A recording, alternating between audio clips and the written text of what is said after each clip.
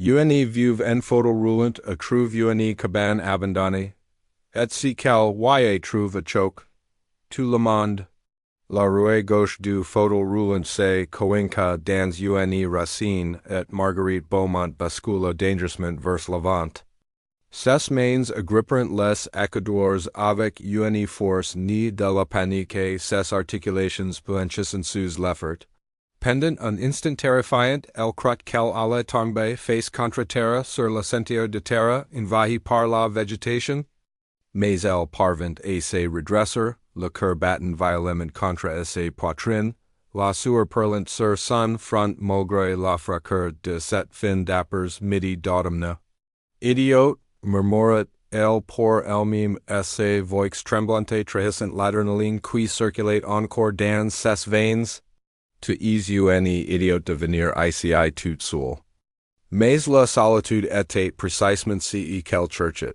Cela faisait 8 mois que Jean-Pierre était mort, 8 mois depuis que l'anévrisme avait arrêté son mari de 52 ans de ce monde sans prévenir, le laissant effondrer dans le jardin qu'il aimait tant cultiver. 8 mois depuis que la vie de Marguerite était définitivement divisée en deux parties distinctes avant et après. L'accident qui l'avait mise en fauteuil roulant était survenu 3 ans auparavant. Un accident de voiture sur l'autoroute à 6 en plein hiver. Une plaque de verglas, un camion qui ne pouvait pas passer, et en quelques secondes. Sa colonne vertébrale était brisée au niveau T12. Les médecins lui avaient de la chance d'être en vie. Q 5 cm plus haut et elle aurait perdu l'usage de ses bras également. Marguerite n'avait jamais trouvé que perdre l'usage de ses jambes ressemblait à de la chance. Mais Jean-Pierre était resté. Il avait transformé leur maison de Fontainebleau, installé des rampes, élargi les portes, converti le bureau du rez-de-chaussée en chambre à coucher. Il avait aidé à reprendre à vivre et retrouver son indépendance et accepter cette nouvelle réalité. Et juste au moment où elle commençait à se sentir à nouveau elle-même, juste au moment où elle avait retrouvé un équilibre fragile mais réel, elle était morte. Marguerite libéra sa rouée de la racine avec effort, utilisant ses bras puissants pour soulever légèrement le fauteuil et le repositionner sur le sentier. Ses épaules protestaient elle les avait trop sollicités ces derniers jours. Parquant les hommes forestiers authors de leur ancienne propriété campage avec une détermination frêlant l'obsession. Leur fille, Sophie, la suppliait de rester à la maison, de se reposer, de permettre à son nantes de s'occuper d'elle. Mais Marguerite ne pouvait pas supporter l'idée de rester enfermée dans cette maison remplie de souvenirs, regardant les morts se refermer sur elle jour après jour. La forêt de Fontainebleau est étendue author d'elle dans toutes les directions. Un ocean de chaînes et de haters dont les feuilles se teintaient d'or et de rouille. Si était leur endroit et elle et Jean-Pierre. I les avait pas d'innombrables dimanches à explorer ces sentiers avant l'accident, main dans la main ravant de l'avenir. Après l'accident, Jean-Pierre lemonade en promenade dans son fauteuil, trouvant les chemins les plus accessibles, découvrant les paysages qu'elle ne pouvait plus atteindre. Ce sentier particulier était nouveau pour elle. Elle avait découvert par hasard une bifurcation à peine visible qu'elle n'avait jamais remarquée auparavant. Quelque chose l'avait poussé à la suivre par le désir d'explorer quelque chose que Jean-Pierre n'avait jamais vu, un endroit qui ne serait pas teint de leur présence commune. Un lieu qui pourrait être uniquement le sien. Le sentier serpentait plus profondément dans la forêt, éloignant des routes et des promeneurs occasionnels. Les arbres se refermaient au-dessus d'elle, créant une cathédrale naturelle où la lumière filtrait en rayons d'or à travers le feuillage. Le silence était presque total, brise seulement par le craquement des branches sous les rouées de son fauteuil, et les appels occasionnels des oiseaux invisibles perchés dans la canopée. C'est alors qu'elle avait La cabane, elle se dressait dans une petite clairière, environ 50 mètres du sentier principal, presque complètement cachée par la végétation envahissante. Les murs au bois sombre étaient recouverts de moussettes de lyre, le toit pentu manquait de plaisirs bardeaux, et les fenêtres étaient si sales qu'il était impossible de voir à l'intérieur. La structure penchait légèrement vers la gauche, comme si elle s'inclinait contre le poids invisible des années.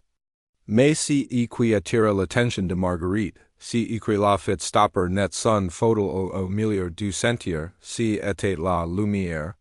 Une lumière dorée, chaude et éclatante, brillait à travers les fissures de la porte d'entrée et filtrait autour des bords des fenêtres crasseuses. Si était impossible, cette cabane était clairement abandonnée depuis des années, peut-être des décennies. Il n'y avait pas d'électricité ici, pas de lignes électriques visibles, pas de générateur audible. Le cœur de Marguerite c'est mit battre plus vite, mais cette fois si était pas de la paire.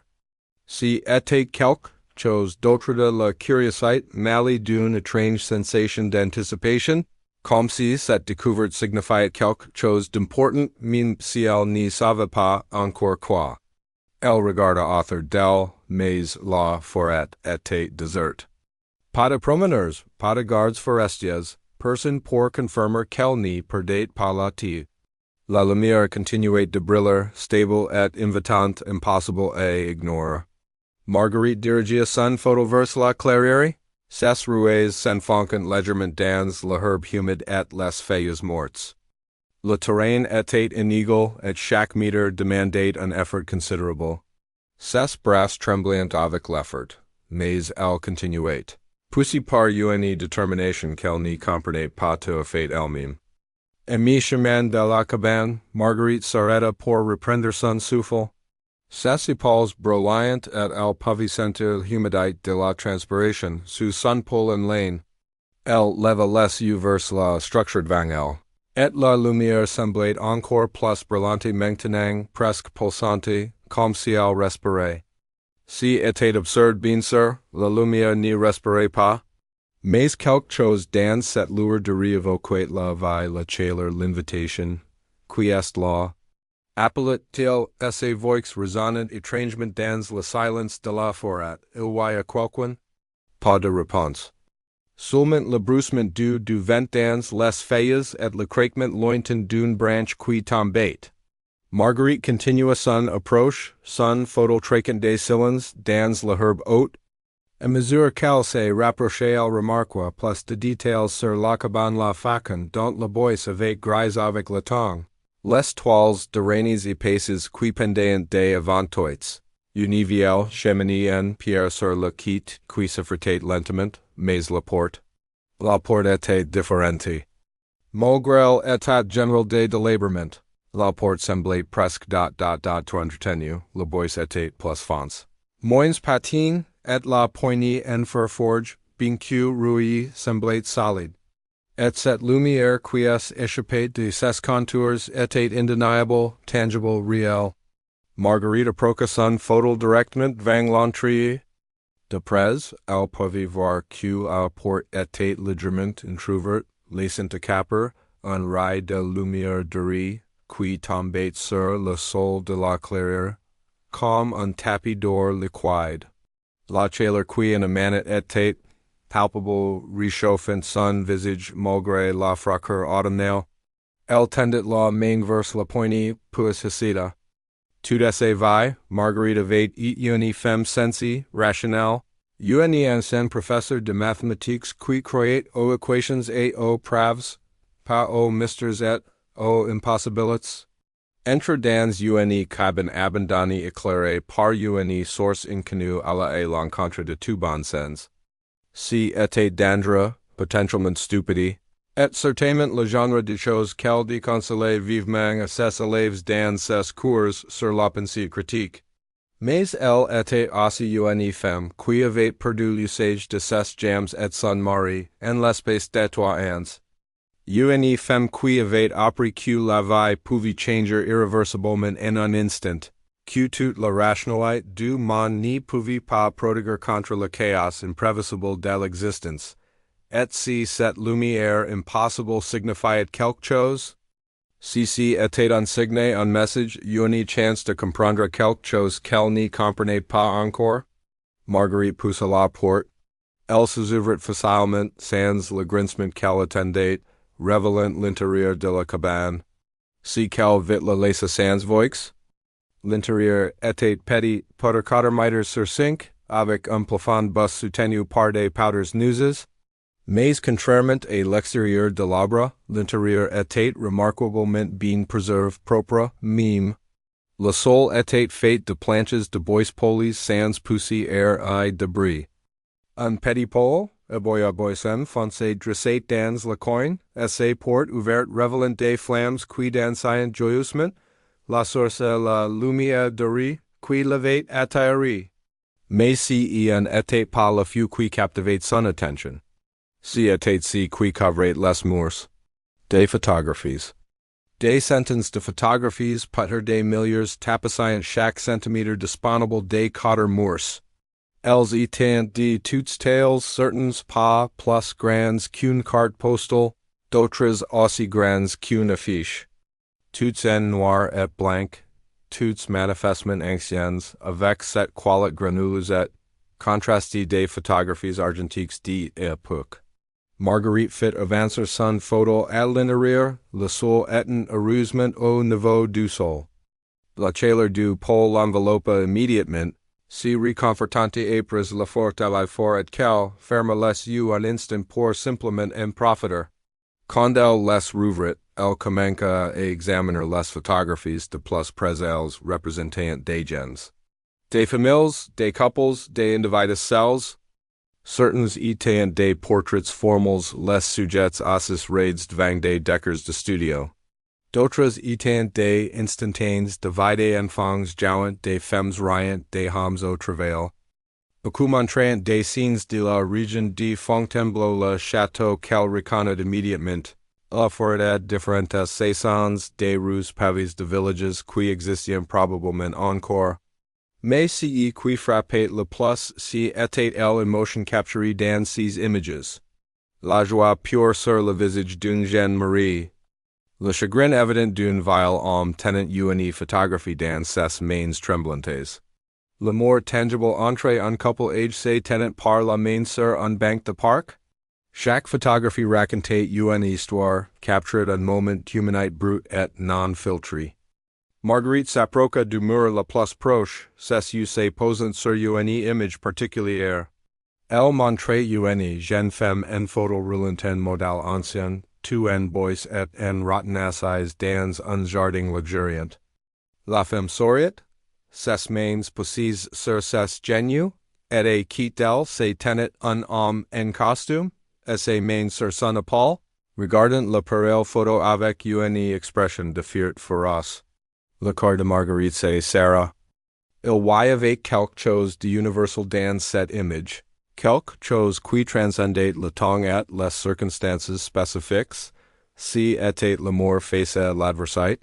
Si était la dignité malgré les difficultés. Si était exactement si quel Jean-Pierre avait partagé pour son accident, qui êtes-vous tous? Murmura-t-elle. Ces doigts effleurent doucement le bord d'une photographie montrant une famille de 4 personnes, debaut devant une modeste maison de campage. Pourquoi êtes-vous ici? Common réponse à ces questions, son regard fut attiré vers une petite table dans le coin opposé de la cabane. Elle ne l'avait pas remarqué auparavant, trop absorbée par les photographies. Sur la table se trouvait un vieux livre relais inquiet, épais et visiblement bien utilis. Et qui se trouvait une lampe et huile éteinte et une plume dorée dans un encrier en verre. Marguerite fit avancer son photo vers la table. Ses roues glissant silencieusement sur les planches polies. Le livre semblait l'appeler, elle tendait la main avec hésitation, comme si elle craignait qu'il ne se désengagre toucher. Mais le cuir était solide sous ses doigts, supple malgré son gige évident. Elle ouvrit la couverture, At la première page révèle une écriture élégante et l'encre légèrement Fanny mais parfaitement lisible. Journal de Mémoires Cabane des Souvenirs. Commence le 15 mars 1887 par Henry Duchamp, photographe, Marguerite laissa a caper un souffle tremblant. Si livre avait plus de 130 ans. Elle tourne délicatement la page suivante, révélant la première entrée proprement dite. J. construit cette cabane de mes propres mains, loin du brut de la ville, loin des regards curieux. Ainsi, dans la forêt que j'aime tant, je conserverai les histoires que mes photographies racontent. Chaque visage capture par mon objectif porte un monde d'expériences, de joies et de peines. I les méritant de hater vos, de hater connus, de hater rappelés. Cette cabane sera leur sanctuaire. En lieu leurs histoires vivront même épers que leurs noms auront été oubliés. Marguerite continua à lire, fascinée. Henry Duchamp avait été un photographe itinérant dans la région de Fontainebleau, parcourant les villages et les hameaux pour capturer des portraits de familles aisément autrement jamais poussées, permettre une telle extravagance. Il chargeait peu, parfois rien du tout pour les plus pauvres, et en échange. Il demandait seulement la permission de garder une copie de chaque photographie pour sa collection personnelle. Les entrées suivantes détailant les histoires derrière les photographies. La jeune Marie souriante était Salas Moreau, qui avait papas le Ballinger du village malgré l'opposition de sa famille. Le vieil homme tenant une photographie était Auguste Lefebvre. Photographie le jour où il avait appris à morte son fils unique et la guerre. Le couple âgé sur la banque était Émile Marguerite Beauchamp.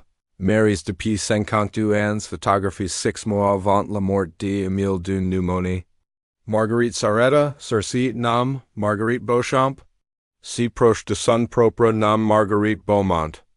Une coïncidence bien sûr, mais qui la fit frissonner néanmoins. Elle chercha cette photographie sur les murs et la trouva près du pôle, exactement comme elle l'avait imaginé d'après la description. Henry, elle continua à feuilleter le journal. Henry avait travaillé pendant près de 40 ans, de 1887 à 1925, date de sa dernière entrée. Il avait photographié des générations entières bébés qui devenaient des enfants, puis des adultes, puis des grands-parents. Il avait capturé des mariages, des baptêmes, des funérailles, des moissons, des célébrations. Chaque photographie avait sa propre entrée dans le journal, parfois juste quelques lignes, parfois plusieurs pages d'observations détaillées sur les circonstances et les personnages. La dernière entrée était datée du 3 novembre 1925. L'écriture était plus tremblante, moins assurée. Je sens que mon temps touché à ses fins. Mes mains tremblent trop pour tenir l'appareil photo maintenant, mais une voyant plus avec la clarté nécessaire. Cette cabane, mon sanctuaire, contient maintenant plus de 2000 photographies, 2000 histoires de vies vécues dans cette région que j'aime tant. Je n'ai pas d'héritiers, pas de famille et qui liguer si attresseur. Mais Peter que si n'est pas nécessaire. Peter que cette cabane trouvera ce qui en ont besoin, ce qui doivent se rappeler que chaque vie, peu importe à quel point elle semble ordinaire, contient des moments de beauté extraordinaire. Et celui au celle qui trouve si lu garde si souvenirs vivants. Il les sont maintenant les viders, des larmes coulant sur les joues de Marguerite sans qu'elle s'en rende compte. Elle referma doucement le journal et regarda author des les milliers de visages qui la fixaient depuis les morts. Tous ces gens étant morts maintenant, leurs vies réduites à ces images en noir et blanc, leurs histoires préservées dans les mots soigneux d'un photographe oublié. Pourtant dans cette cabane impossible, avec son feu qui brûlait sans combustible visible et sa lumière qui brillait sans source électrique, à la semblant encore vivante. Elle essuya ses larmes et examina les photographies avec un regard nouveau. Maintenant qu'elle connaissait leurs histoires, maintenant qu'elle avait lu les mots Henry décrivant leurs vies elles semblaient différentes, plus proches, plus réelles. Elle voyait maintenant le courage dans le sourire des célestes moreaux, sachant qu'elle avait défié assez famille pour pousser l'homme qu'elle I might. Elle voyait la profondeur du chagrin d'Auguste Lefebvre, comprenant qu'il tenait la dernière photographie de son fils. Elle voyait la tendresse entre les Beauchamp, imaginant les 52 années qu'il avait partagées. Marguerite retourna à la photographie de la jeune femme en photo roulante. Elle chercha son entrée dans le journal et la trouva Marie Dubois, 23 ans, paralysée, d'excédents épres, une chute de cheval. Henry avait écrit, Marie rayonnant digne que beaucoup de personnes valides n'y possédent pas. Son mari, Thomas, la regarde comme si elle était la chose la plus précieuse au monde. Il me rappelant que l'amour véritable ne se mesure pas à la perfection physique. Mais à la force de elle, Marguerite sentait quelque chose se dénouer dans ses poitrines une tension qu'elle portait depuis des années. Marie Dubois avait vécu en 95, plus d'un siècle avant elle. Les circonstances médicales étaient incomparablement pires à cette époque, pas de fauteuils roulants modes, pas de physiothérapie, pas d'accessibilité. Pourtant, Marie avait vécu. Elle avait aimé et aimé. Son histoire avait été jugée digne d'être racontée, d'être préservée, d'être rappelée.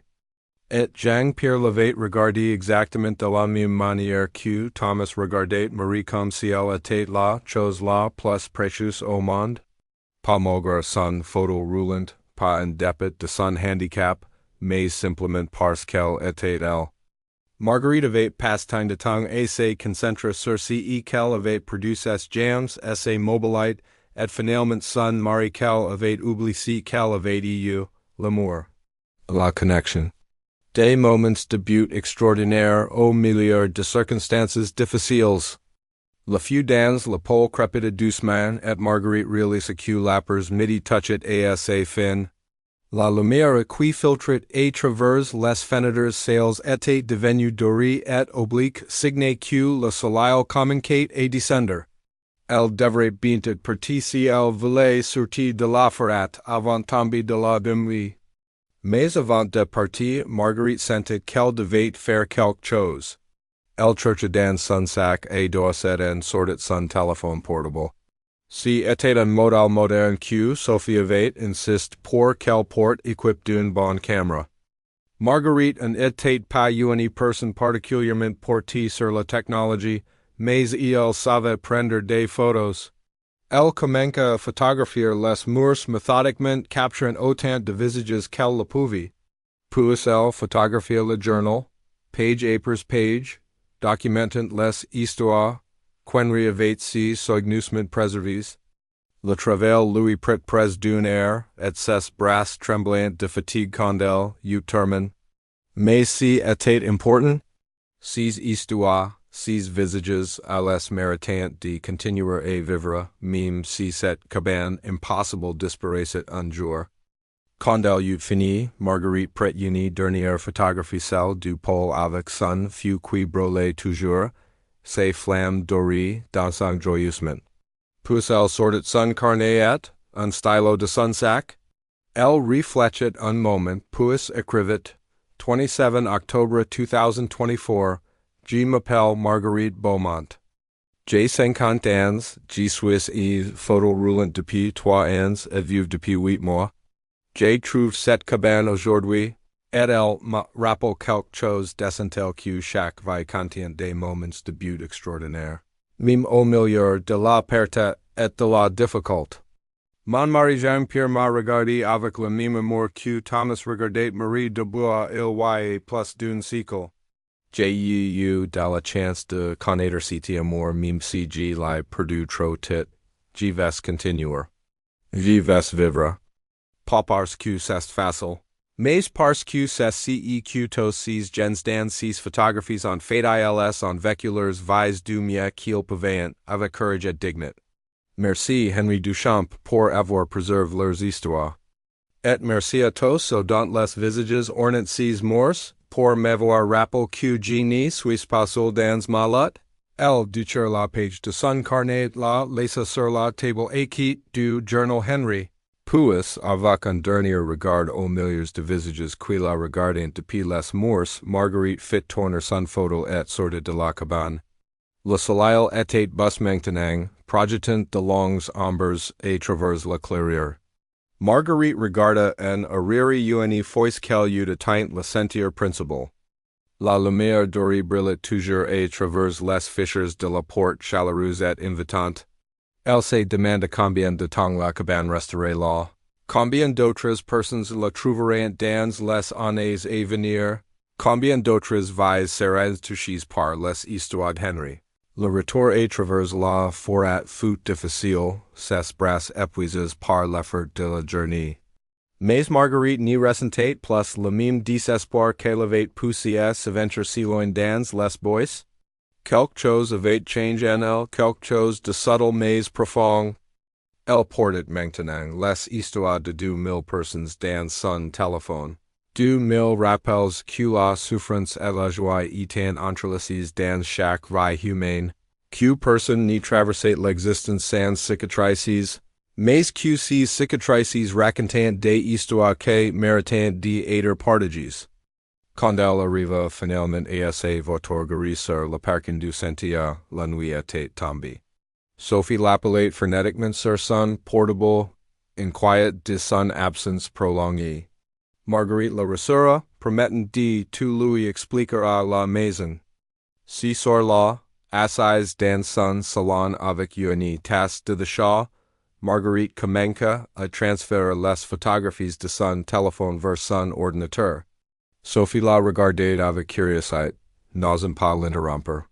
Quand Marguerite eut enfin terminé, elle se tourna vers sa fille. Je trouve quelque chose d'extraordinaire aujourd'hui dans la forêt, dit-elle doucement. Quelque chose qui me rappelle pourquoi il est important de continuer. Elle raconta toute l'histoire de la cabane, les photographies, le journal Henry, la lumière impossible. Sophie elle écouta avec des yeux plus en plus grands, passant du scepticisme à l'émerveillement à mesure qu'elle me montrait les photographies qu'elle avait prises. Maman a fait documenter ceci correctement, dit Sophie finalement, son esprit pratique de juriste se mettant en marche. Ces photographies, ces histoires ont une valeur historique. Nous devrions contacter les archives départementales, peut-être un musée. Marguerite Hachala Oui, mais d'abord, je veux créer quelque chose. Un site web, peut-être, ou un livre. Quelque chose qui rend ces histoires accessibles à tous, pas seulement aux universitaires et aux historiens. Henry voulait que ces vies soient rappelées, je veux honor cela. Au cours des mois suivants. Marguerite se longa dans le projet avec une énergie qu'elle n'avait pas ressentie depuis la mort de Jean-Pierre. Elle transcrivit méticuleusement chaque entrée du journal, associant les histoires aux photographies. Sophie lada écrire un site web élégant où chaque photographie était accompagnée de son histoire. Elles appelèrent le projet la cabane des souvenirs les histoires d'Henry Duchamp. Le site attira rapidement l'attention. Des descendants des personnes photographies par Henry les contacteront, inus de découvrir des images de leurs arrière-grands-parents. Des historiens locaux fourniront des contextes supplémentaires sur elle, époque les lus. Des journalistes écrivirent des articles sur la découverte mystérieuse de Marguerite dans la forêt. Plusieurs personnes essayèrent de retrouver la cabane en utilisant les descriptions de Marguerite, mais personne n'y parvint. Les gardes forestiers consultèrent leurs cartes et leurs archives. Il n'y avait aucun enregistrement d'une structure assez endroite. Marguerite elle-même retourna plusieurs fois, suivant ce qu'elle croyait être le même chemin, mais le sentier latéral avait disparu. La cabane avec ses lumières, impossible et son trésor de souvenirs, était introuvable. Certains suggérèrent qu'elle avait imaginé toute l'expérience. Une hallucination provoque par le chagrin et l'isolement. Mais les photographies sur son téléphone étaient réelles. Le journal transcrit était réel. Les histoires étaient réelles. Que la cabane elle-même existe dans le monde physique ou dans quelque espace mystérieux entre le passé et le présent importé finalement pas. Si qui comme tête, si était si qu'elle avait apport, et Marguerite maintenant à tous ceux qui visitant le site web et lisant les histoires. En après essai découvre, Marguerite s'est tenait dans un amphithéâtre de l'Université de Paris, invitée à parler de son projet. L'auditorium était bon d'historiens, étudiants, passions de photographie, simples curieux attires par l'histoire mystérieuse. Elle regarda le public depuis son fauteuil roulant sentant une confiance qu'elle avait cru perdue à jamais. Ces photographies commencent d'elle nous rappelant que chaque vie ordinaire contient des moments extraordinaires. Henri Duchamp l'a compris il y a plus d'un siècle. Il a préservé ces moments non pas parce que les gens étaient célèbres ou importants au sens traditionnel, mais parce qu'ils étaient humains. Ils ont aimé, souffert, célébré, pleuré. Tout comme nous le faisons aujourd'hui. Elle fit une pause, ses yeux balayant les visages attentifs devant elle. Je trouve la cabane un moment où je me sentais perdu, où je n'y voyais aucun chemin vers l'avant. Ces histoires montrent que le chemin existe toujours, même quand il semble impossible à trouver. Nous portons tous nos propres fardeaux, nos propres pertes, nos propres handicaps, qu'ils soient visibles ou invisibles. Mais nous portons aussi notre humanité commune, notre capacité à créer des moments de but même au milieu de la difficult. C'est ce que ces photographies célébrent. C'est ce que je veux partager avec vous aujourd'hui. L'applaudissement qui suivit fut chaleureux et sincère. Après la conférence, des dizaines de personnes s'approcheront pour partager leurs propres histoires de perte, de résilience, de moments inattendus de grâce. Marguerite les écouta toutes reconnaissant dans chaque recette, elle écho de ce qu'elle avait trouvé dans la cabane.